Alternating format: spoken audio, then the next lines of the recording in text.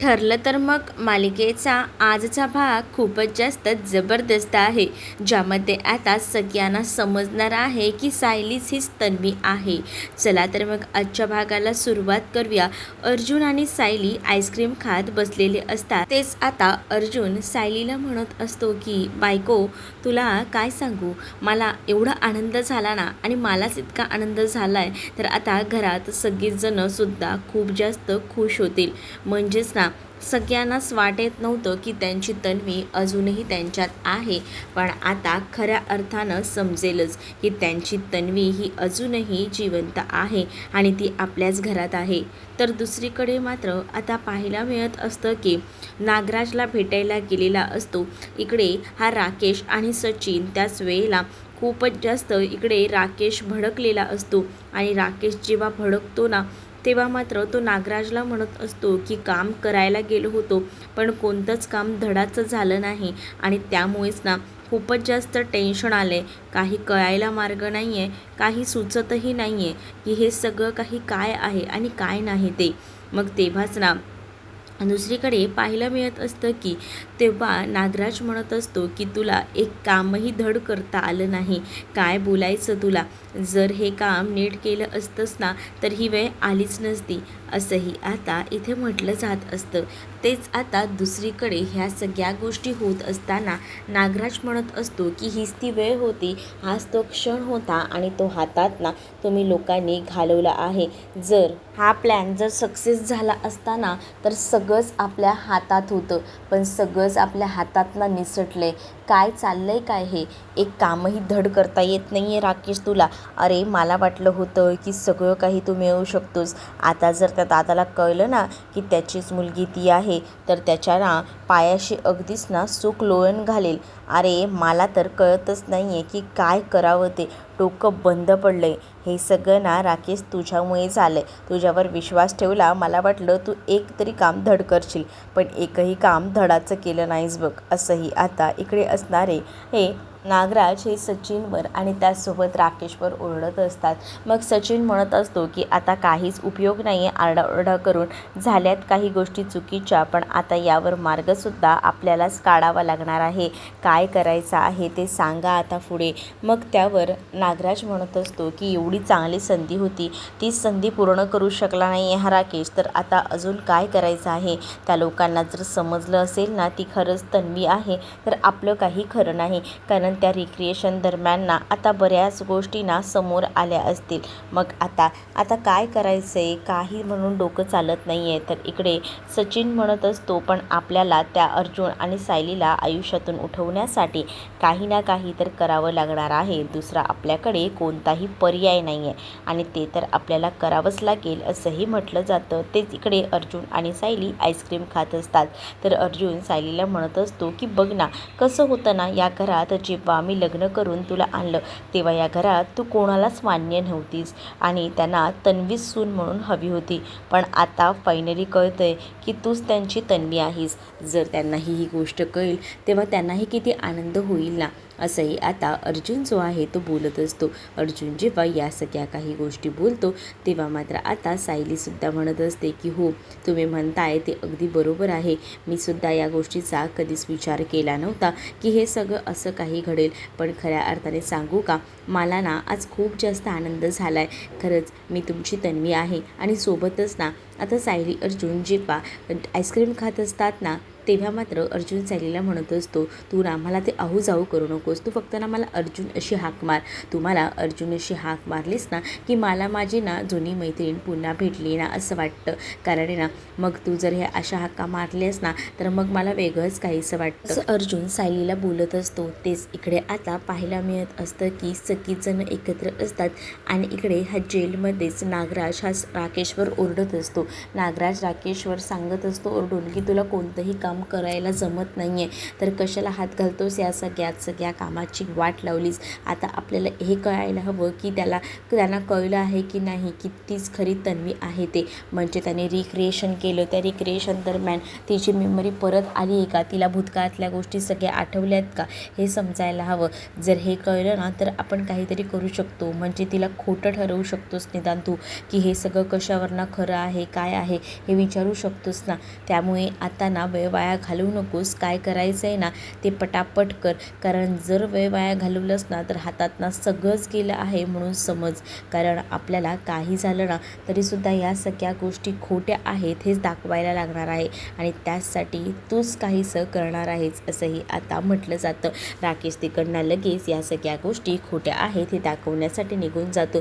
तर नागराज आणि त्याचसोबत सचिन थांबलेला असतो. सचिन आता नागराजला म्हणत असतो की काय करायचं. त्याच वेळेला नागराज म्हणत असतो की हा महिपतसुद्धा बाबा बनून बसलाय.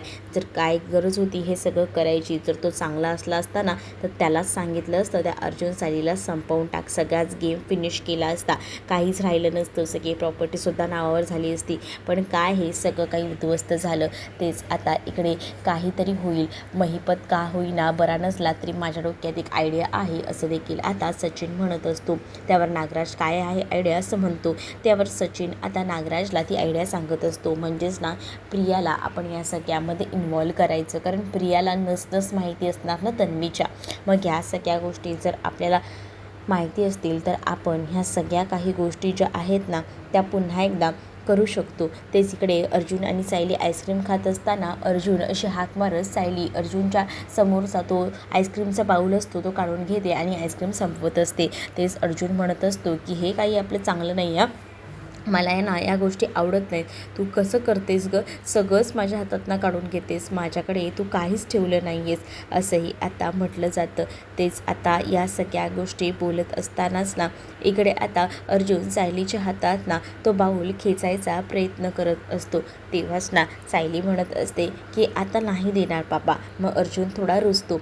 यांचे लहानपणीचे जे काही खेळ असतात ना तेच आता पुन्हा एकदा सुरू असतात. पण अर्जुन म्हणत असतो की आज खऱ्या अर्थाने मी खूप जास्त खुश आहे, कारण सगळ्यांसमोर आता तू तन्वी आहेस हे समजणार आहे आणि आपण उद्या ना खूप छान असं प्लॅनिंग करूया. म्हणजे सगळ्यांना हे सगळं काही एकदम जेव्हा त्यांची मुलगी हरवली होती आणि आता त्यांना ती मुलगी भेटलेली आहे तर हा सोहळा एकदम व्यवस्थित पार पडायला हवा. म्हणजे त्यांनासुद्धा समजेल ना की त्यांची हरवलेली मुलगी दुसरीकडे नव्हती तर इथेच होती आपल्याबरोबर. म्हणजे आम्ही इमॅजिनच करू शकत नाही एवढे दिवस सायली म्हणून जी घरात वावरत होती ती तन्वीच होती. म्हणजेच घरात सगळीच जण म्हणायचे की तुझे सगळे जे काही गुण आहेत ना ते प्रतिमा त्यासारखेच आहेत आणि त्याचा प्रत्यय आता येतोय. इकडे आता अर्जुन सायली दोघंही जण बोलत असतात आणि उद्यासाठी खूप जास्त आसुसलेले असतात. तेच दुसरीकडे आता पाहायला मिळत असतं सचिन घरी जाऊनसुद्धा त्या सगळ्या गोष्टींचा विचार करत असतो की काय करावं, काही सुचत नसतं सचिनला. कारण नागराजने तर सांगितले की आता तुला ओळखायचं आहे की काय खरं आणि काय खोटं ते. तेव्हाच ना या सगळ्या काही गोष्टी ज्या आहेत त्या विचारल्यानंतर इकडे आता नागराजचं बोलणं त्याला आठवत असतं. पण कसं सगळं काही शोधून काढणार, त्यामुळे ना तो तर टेन्शनमध्ये असतो राकेश. मग राकेश या सगळ्यामध्ये आता ठरवतो की आपल्याला ना या सगळ्यामध्ये मदत घ्यावी लागणार आहे, ती म्हणजे सचिनची. सचिनच मला या सगळ्यामध्ये मदत करू शकतो हे सुद्धा बरोबर या राकेशला माहिती होतं आणि म्हणूनच मग राकेश ना त्या परीने प्रयत्न करायला जातो. तेच आता राकेशने सचिनला कॉल केलेला असतो आणि सचिनला कॉल केल्याबरोबर ना आता राकेश म्हणत असतो जरा एक काम आहे, तेवढं काम माझं झालं तर बरं होईल. काय काम आहे मला ना समजत नाही आहे. आता मला सांग, जर ह्यांना खरंच सगळं काही समजलं आहे तर ते कसं काही सत्य समोर येईल. म्हणजे त्यांना मी खोटं कसं पाडू आणि त्यांना तिची मेमरी खरंच आली आहे हे कसं समजायचं. या सगळ्या गोष्टींमध्ये ना आता टेन्शन आलेलं असतं राकेशला. मग तेव्हाच ना इकडे सचिन त्याला म्हणत असतो की मी तुला एक सांगू का, या सगळ्यामध्ये ना तुला एकच व्यक्ती हेल्प करू शकते, ती म्हणजे प्रिया. प्रियाला या सगळ्याबद्दल ना एकूण एक गोष्ट माहिती आहे. मग नक्कीच ना ती तुला या सगळ्यामध्ये ते मदत करेल. त्यामुळे मला असं वाटतं की तू ह्या सगळ्यांना प्रियाची मदत घ्यावी.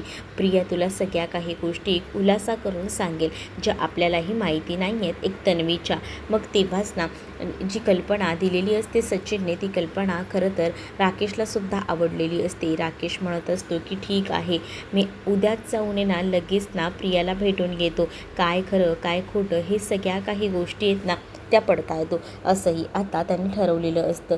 तेच आता दुसरीकडे पाहायला मिळत असतं की सचिन म्हणत असतो की बघ, जे काही करशील ना ते नीट कर, कारण आपल्याला काही झालं तरीसुद्धा या सगळ्या काही गोष्टी ज्या आहेत ना त्या नीट बघायला हव्या, त्याचा नीट अभ्यास करायला हवा. तेव्हाच या सगळ्या काही गोष्टी ना व्यवस्थितपणे पॉसिबल होणार आहेत. तेच आता इकडे प्रिया बसलेली असते. प्रिया बसलेली असताना तिला कोणीतरी भेटायला आलं आहे असं सांगितलं जातं. तेव्हा प्रिया खुश होते, पण तिला असं वाटतं येऊन कोण येणार आहे, तो सचिनच आला असेल, अजून कोणीसुद्धा नाही असाही विचारणा आता इकडे असणारी प्रिया करत असते. पण तिला आता सांगितलं जातं की नाही, अजून दुसराच कोणीतरी व्यक्ती आला आहे. मग हे जेव्हा प्रियाला समजतं तेव्हा प्रियाला असं वाटतं अश्विन वगैरे आला असेल, पण तिथे आता आलेला असतो राकेश. राकेशला आल्यानंतर ती बघते आणि ती त्याला म्हणते की काय रे राकेश, तू कसं काय येते आणि मला सांग की कधी आलास तू? अरे तुझ्या बहिणीची तुला जराही आठवण येत नाही का? या ह्याच्यामध्येच आता प्रिया बोलत असते. त्यावर तिला लगेच राकेश म्हणतो, कोण बहीण, कशाबद्दल बोलतेस तू? तुला काय वाटतं मला माहिती नाही का काय खरं काय खोटं ते? काय तू माझी बहीण वगैरे काय नाही आहे, मला माहिती आहे. आणि त्याचबरोबर राकेशला आता प्रिया म्हणत असते की जाऊ दे ते सगळं, पण मला सांग की तू माझी आणि तुझ्या बाबांची सुटका कशी करणार आहेस आणि कधी करणार आहेस? काहीतरी कर, काही करून मला इथून सोडव, त्या सुभेदारांची वाट लावायची आहे. त्याबरोबर आता राकेश म्हणतो की त्या सुभेदारांची वाट लावायची ना, त्यासाठी मी इथपर्यंत आलेलो आहे तुझी मदत घ्यायला. मला ना काहीच कळत नाही आहे. खरं तर तन्वी म्हणजे सायली हीच तन्वी आहे ना, आता त्यांना कळलेलं आहे. म्हणजेच त्यांनी काल रिक्रिएशनचं हे काम केलं आणि तेव्हाच ना मी ना बरेच प्रयत्न केले की हे सगळं काही समोर यायला नको, पण तुला सांगू या सगळ्या काही गोष्टी कशा ना कशा समोर आल्या. मला तर वाटलं होतं की हे सगळं व्हायला नको, पण या सगळ्या काही गोष्टी अशा पद्धतीने समोर आल्या आहेत ना, त्यामुळे मला ना आता टेन्शनच आलं आहे. काय करावं आणि काय करू नये ना समजतच नाही आहे, असंही आता म्हटलं जातं. त्याचबरोबर इकडे आता पाहायला मिळत असतं की प्रिया म्हणत असते की जर ती सायली हीच तन्वी आहे हे जर कळलं ना तर सगळं संपलं यार. एवढे दिवस मी जी मेहनत केली होती ती सगळी पाण्यात गेली. काय करताय काय यार तुम्ही लोक? बाहेर राहून काहीतरी करायचं ना. काही झालं तरी त्यात लोकांना कळलं नाही पाहिजे होतं की सायली हीच तन्वी आहे. तिलासुद्धा काही गोष्टी आठवायला नको होत्या. अरे मी ह्या सगळ्यासाठी खूप प्रयत्न केले होते आणि तुम्ही तर हे सगळं काही एका झटक्यातच दाखवून दिलं. अरे काहीतरी करायचं होतं, तेव्हा जे काही प्लॅनिंग केलेलं होतं त्याबद्दल आता राकेश सांगत असतो. आणि राकेश जेव्हा या सगळ्या काही गोष्टी सांगतो ना, तेव्हा मात्र आता हे सगळं काही ऐकून इकडे इथे प्रियाला खूप मोठा धक्का बसतो. म्हणजे प्रियाने कधीच इमॅजिन केलं नव्हतं की ह्या सगळ्या काही गोष्टी अशा पद्धतीने घडतील. पण आता जे काही होत असतं ना त्यामुळे आता टेन्शनच आलेलं असतं प्रियाला. तेच आता ती बोलत असते की म्हणजे सगळंच हातातनं गेलं. म्हणजे मी विचार केला होता निदान ह्या लोकांना एवढं तरी माहीत नसेल, पण आता ह्या लोकांना ह्याही गोष्टी माहिती आहेत म्हटल्यावर माझं आता जगणं किती मुश्किल झालं आहे. तुला कळतं आहे का? आपल्याला काही झालं तरी आता जी तन्वी नाही आहे हेच दाखवावं लागणार आहे. त्याचबरोबर मी त्यासाठी तर तुझ्याकडे आलो आहे. मला सांग ना काय म्हणून दाखवता येईल, कसं करता येईल की ती तन्वी नाही आहे, हे कसं आपल्याला दाखवता येईल व्यवस्थित प्रूफ सकट ते मला सांग, असंही आता म्हटलं जातं. तेव्हाच ना या सगळ्या काही गोष्टी बोलल्या जातात. तेव्हा मात्र आता इकडे प्रिया जी आहे आता इकडे असणाऱ्या राकेशला बऱ्याच गोष्टींना व्यवस्थित टिप भरून देत असते. म्हणजेच तुला कसं सगळ्यांसमोर ती नाही आहे हे दाखवून द्यायचं आहे. या सगळ्या काही गोष्टी आता सांगितल्या जातात. तेच आता दुसरीकडे जेव्हा प्रिया राकेशला या सगळ्या काही गोष्टी सांगत असते ना, तेव्हा राकेश म्हणत असतो की मी माझ्या परीने प्रयत्न करतो, बघू किती सक्सेस होत आहेत ते. अरे काही झालं ना तरी ती सायली ना जिवंत राहायला नको. सायलीज आणि अर्जुन या दोघांच्या आयुष्यात ना जोपर्यंत संकट येत नाही ना तोपर्यंत आपल्याला ज्या गोष्टी हव्या आहेत ना त्या साध्य होणार नाही आहेत, एवढं लक्षात ठेव, असंही आता इथे असलेल्या या प्रियाने म्हटलेलं असतं. प्रिया जेव्हा या सगळ्या काही गोष्टी सांगते तेव्हा मात्र आता इकडे असणारा हा जो राकेश आहे तो विचार करत असतो तेच आता दुसरीकडे अर्जुनने आता सगळ्यांनाच ताट वाजवून बोलवून घेतलेलं असतं. अर्जुनने ताट वाजवून सगळ्यांनाच बोलवून घेतलं आहे ना, हे बघितल्यानंतरच ना खूप मोठा धक्काच सगळ्यांना बसतो. मग आता सगळीजणं पाहत राहतात की अर्जुनने हे सगळं काही कशाला केलं आहे. मग अर्जुनला सगळीजणं विचारतात सुद्धा, काय चाललंय नेमकं तुझं. मग तेव्हाच ना अर्जुनजवळ सगळीजणं येतात. अर्जुन सगळ्यांना सांगतो की तुम्ही बसा, म्हणजे तुम्हाला ह्या सगळ्या काही गोष्टी मी सांगेन. मग आता सगळ्यांनाच तो बसायला सांगतो आणि जेव्हा तो सगळ्यांना बसायला सांगतो ना, तेव्हा मात्र आता सगळीजणं एक एक करून बसतात. आणि मग तेव्हाच ना इकडे आता पाहायला मिळत असतं की अर्जुनने आधीच ना आपल्या तन्वीला म्हणजे सायलीला वर नेऊन ठेवलेलं असतं आणि तो या सगळ्या काही गोष्टींना व्यवस्थित करायचा प्रयत्न करत असतो. म्हणजेच त्याला असं वाटत असतं की या सगळ्या काही गोष्टींना अगदीच ना व्यवस्थितपणे व्हायला हव्या, म्हणून त्याने आधी सायलीला वरती नेऊन ठेवलेलं असतं. म्हणजे जेव्हा तिथे ती येईल ना, तेव्हा सगळ्या काही गोष्टी व्यवस्थित होतील. तेच आता दुसरीकडे पाहायला मिळत असतं की इकडे अर्जुन सगळ्यांना म्हणत असतो की तुम्हाला आतापर्यंत खूप जास्त उत्सुकता लागली असेल की नेमकं काय आहे आणि काय नाही ते. थांबा, पण तुम्हाला या सगळ्या काही गोष्टी समजतीलच. असं बोलून आता इकडे तिकडे खूप जास्त असं हे होत असतं. तेव्हाच ना अर्जुनने तन्वीचा फोटो दाखवलेला असतो. तन्वीचा फोटो दाखवल्यानंतर इकडे रविराजांना थोडासा राग येतो, कारण त्यांनी या घरामध्ये सगळ्यांना सांगून ठेवलेलं होतं की तन्वी या विषयावर आता बोलायचं नाही. परंतु तन्वी या विषयावर पुन्हा पुन्हा घरात बोललं जात असतं ना, त्यामुळेच ना नकोसं वाटत होतं. तेच आता दुसरीकडे पाहायला मिळत असतं की अर्जुनने तन्वीचे सगळ्यांसोबतचे काही फोटोज म्हणजे पूर्ण आजीसोबत, प्रतिमा आत्यांसोबत हे सगळे फोटोज ना आता लावलेले असतात. आणि तेव्हाच ना तो म्हणत असतो की बघा, हे अशा पद्धतीचे फोटोज तर मी लावलेले आहेत, पण तुम्ही आता मला या सगळ्या काही गोष्टी ना सांगा, आता तुम्हाला कशा वाटत आहेत. तेव्हाच ना ही सगळी आयडिया ना सायलीचीच असणार आहे असं देखील इथे असणारी ही प्रतिमा आत्या बोलत असते. कारण सायलीला मी आनंदात हवी असते आणि म्हणूनच सायलीने हे सगळं केलेलं आहे असं देखील आता प्रतिमा आत्या ज्या आहेत त्या बोलत असतात. प्रतिमा आत्या जेव्हा ह्या सगळ्या काही गोष्टी बोलतात तेव्हा मात्र आता सायली कुठे आहे, इकडे तर तूच सगळं काही सांगतोयस, पण सायली कुठे आहे. सायलीच या सगळ्यामध्ये माहीर असणार आहे आम्हाला माहिती आहे असंही आता इकडे अस्मिता बोलत असते. अस्मिताने असं म्हटल्याबरोबर की हो हो, तुम्हाला सायलीची आठवण येते, सायली तुमच्यासमोर हवी आहे ना, थोडा वेळ थांबा, सायली आत्ता तुमच्या समोर येईल. आणि असं बोलून आता तो हाक मारतो की सायली ये हाजीर हो. आणि तेव्हाच ना सायली आता तिकडे हजर होते. सायली जेव्हा आता तिथे हजर होते ना, तेव्हा मात्र आता इकडे अर्जुन जो आहे तो सगळ्यांसमोर सायलीला आणतो. आणि जेव्हा तो सायलीला आणतो ना, तेव्हा मात्र आता सायली जी आहे ती तन्वीचाच म्हणजे लहानपणी तन्वीने जो काही फ्रॉक घातला होता तोच फ्रॉक घालून ना आता तन्वी म्हणून ती आलेली असते. आणि सगळीच जणं आता तिच्याकडे पाहू लागतात. तिला तर आता काय करावं आणि काय नाही हे समजत नसतं. अगदी लहान मुलांप्रमाणे ती बागडत असते, कारण तिला बागडावंसं वाटत असतं. कारण खऱ्या अर्थानं तिला आता समजलेलं होतं की तिचे घरचेच म्हणजे हे तिच्या कुटुंबातलीच लोकं आहेत.